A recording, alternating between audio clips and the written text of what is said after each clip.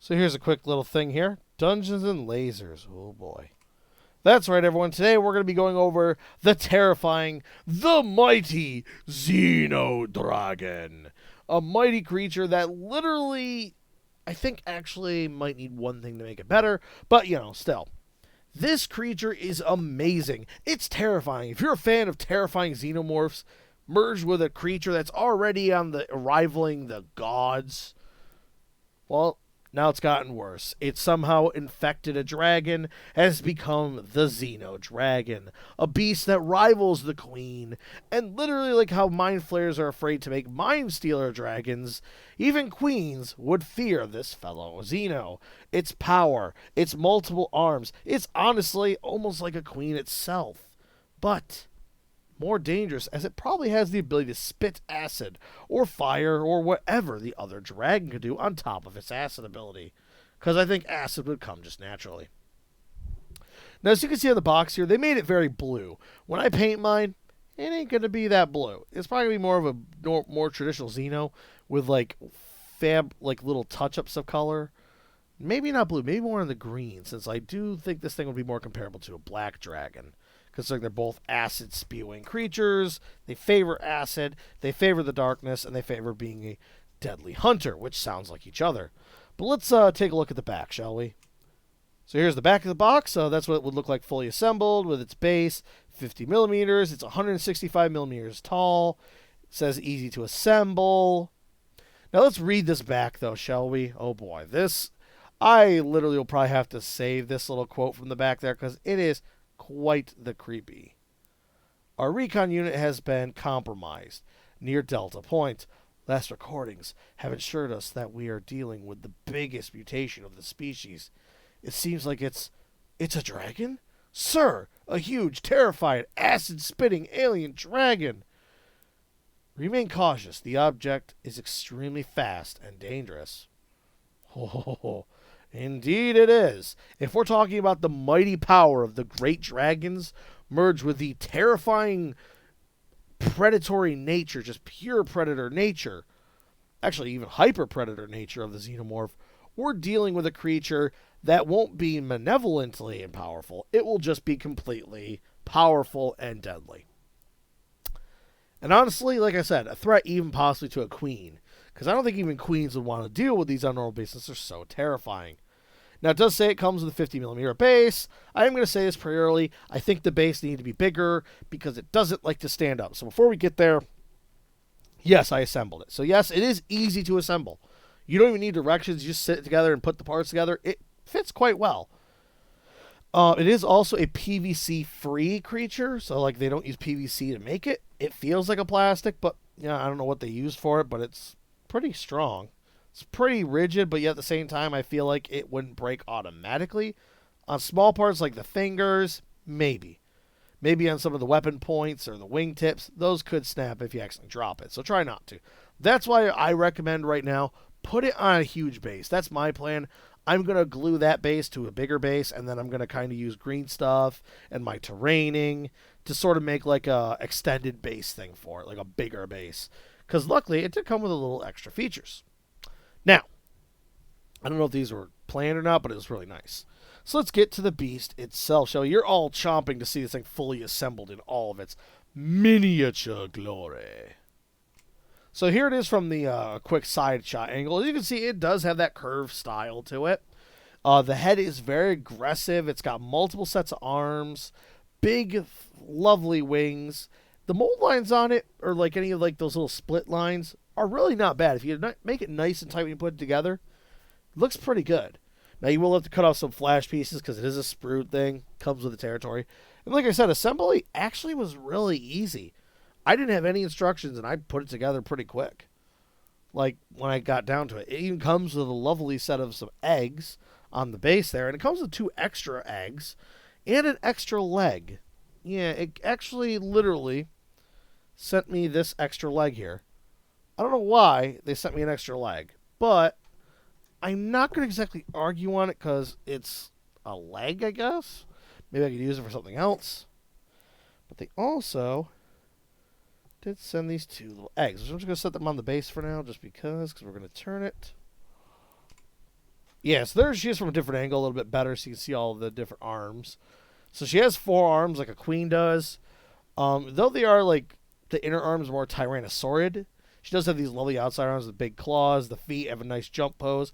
The tail's curl is actually really nice. So this thing has a very powerful tail. I would say it's more powerful than a normal xenomorph. Like, and honestly, I feel this thing literally has dragon stats. A terrifying tail that's more dangerous than any standard xenomorph. An amazing jump.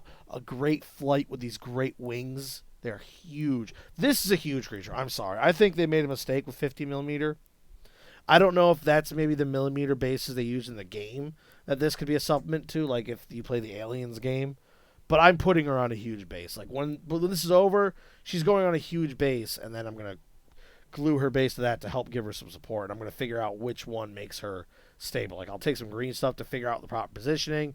Then she's getting glued down, and boom, she'll be on a bigger base that can support her weight. Because I think the small base, you can see how I have to use that little tiny rotator, the little light up rotator, that it's just frustrating that I can't put her out normally. And it's a shame. She's a beautiful model. My only critique, because I mean, look, they even gave me the extra xenomorph eggs, 2 extra eggs, and a leg. I mean, come on. Man, I mean, unlike IKEA, we're getting actually all the parts. Plus, I get 2 extra eggs that I'll probably put on that base and have them hidden in the brush just because. Or maybe I'll put them on, or maybe I might put them on little small bases and make them their own kind of thing, alien eggs. Because, yeah, why not? I mean, might as well take advantage of it. So I'll probably have to move her by hand, though, when we do the comparisons, though, because she will not sit up normally. But I will put her in a spot where I can hopefully put some minis next to her for comparison. So let's get to it, though. So let's compare the terrifying Mighty Xenodragon to other creatures. And I will compare it to a dragon. It's coming. So here she is next to a huge class size greater basilisk. This is 3D printed, of course. I made it with like purple with the red spines to make it more unique looking and more interesting. And you can see she's bigger than him, and he is a huge class creature. She legit rivals him easily. And here she is next to one of the old Hasbro's purple dragons. Kind of glad I have this made. It's a good collector's piece. And you can see she's definitely way bigger. She could legit grab, devour, kill, and eat that dragon. I mean, granted, it does shoot plasma, so it's quite dangerous. And I will actually grab her for 1 second so you can see this. But that is her. It's hard to see it, her inner mouth, though. Let's see if I can get the camera to work with me on this.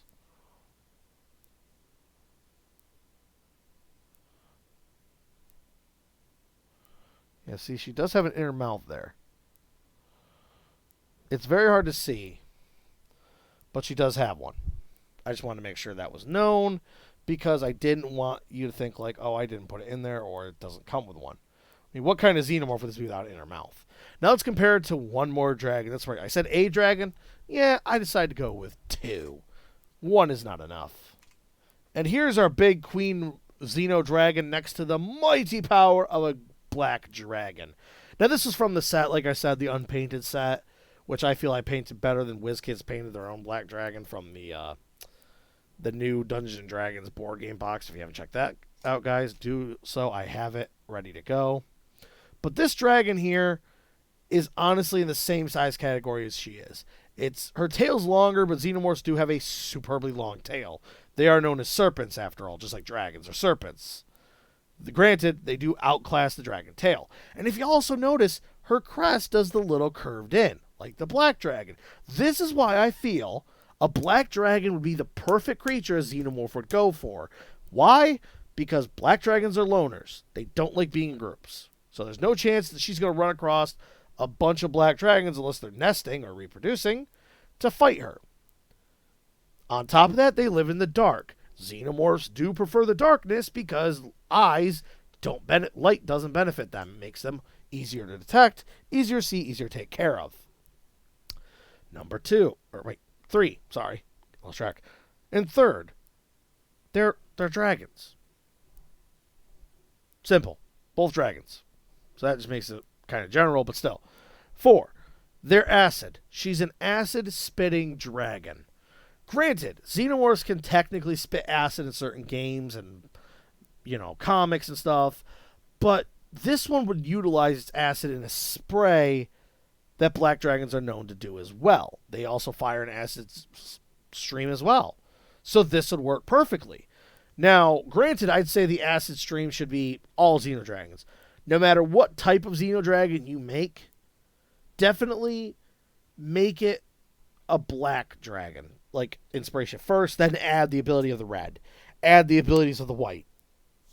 So it can no longer take acid damage no matter what, but it can't take fire damage if it's a red dragon basis.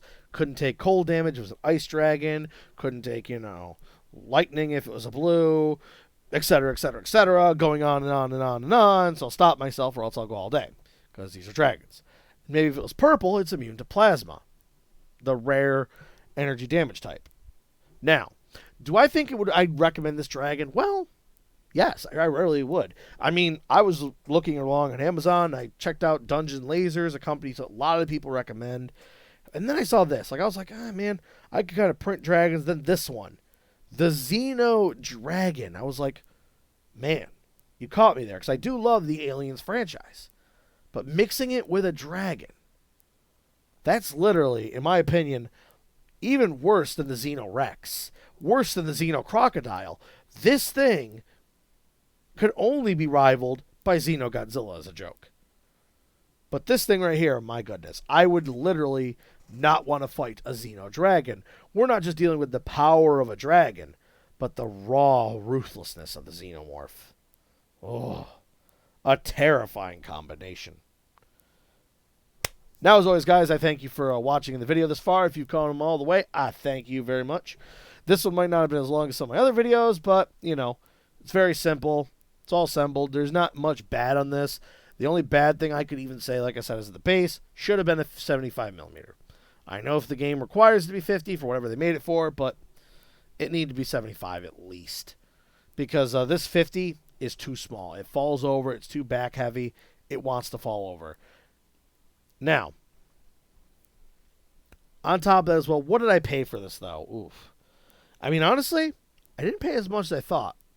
It was only like $25 for a really nice non-PVC material plastic dragon with easy cutout, easy to assemble, very big and very imposing to slap on any game table. Whether you're going from the Warhammer world to Age of Sigmar to really screw them over, or you're going to, like, say, Pathfinder, Starfinder, D&D, or even if you wanted to go, like, to any of the other games out there, like Aliens or Nemesis, this creature could fit in them all, and honestly, it's quite the terrifying beast. Imagine the representation. Here's a quick one for you all. Through the darkness, a great giant beast starts to emerge. Strangely, your group sees no eye shine, but a sheen in different areas of the dark. Slowly crawling forward and then rearing up, you see what looks to be a dragon. Your group, of course, gets their dragon slayer at the ready. This being a character wielding a dragon slayer, not an actual profession, because that would be weird. He gets ready to attack, but then when the face emerges, he sees its large maw open with dripping fangs. A second mouth flings out, doing a snap of intimidation with a large popping noise. The creature hisses, slowly scraping its claws and its long tail across the ground, scratching the tiles of the temple. When it crawls forward and raises up, it suddenly lunges into the air and starts flapping to sit in the air menacingly in front of you, its large tail whipping violently around, with its large giant spear ready to impale any foe. Your group begins the battle. Now imagine doing that as an entry to this fight. It would be quite terrifying. And honestly, it's probably how I would do it. Unless my group's in Starfinder. Then it'd be more like this thing crawls around the cockpit, going across the top of the cockpit to the lower part, to the upper. Like, it starts crawling around the walls, dripping its acidic poison from its mouth.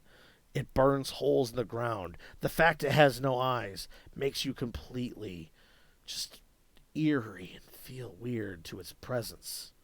See, this creature just has so much terrifying potential. And I love it. I just love that they mix the mighty sci-fi terror with the great ultimate power of fantasy. But anyway, yes, guys, now that it really is all I have for you today. I thank you very much. Make sure to acid spit the like button. Hit that subscribe if you haven't done so already. Small click for you, but a great one for me. I thank you for helping raise the Dragon Army. Anyway, guys, leave a comment down below. Questions, comments, concerns, ideas. Maybe, hey, where'd you get this thing? Or is it really, like, super easy? Any questions about this model or maybe anything else? All I've got for you today, guys. I'll see you next time. Have a great one, and bye-bye.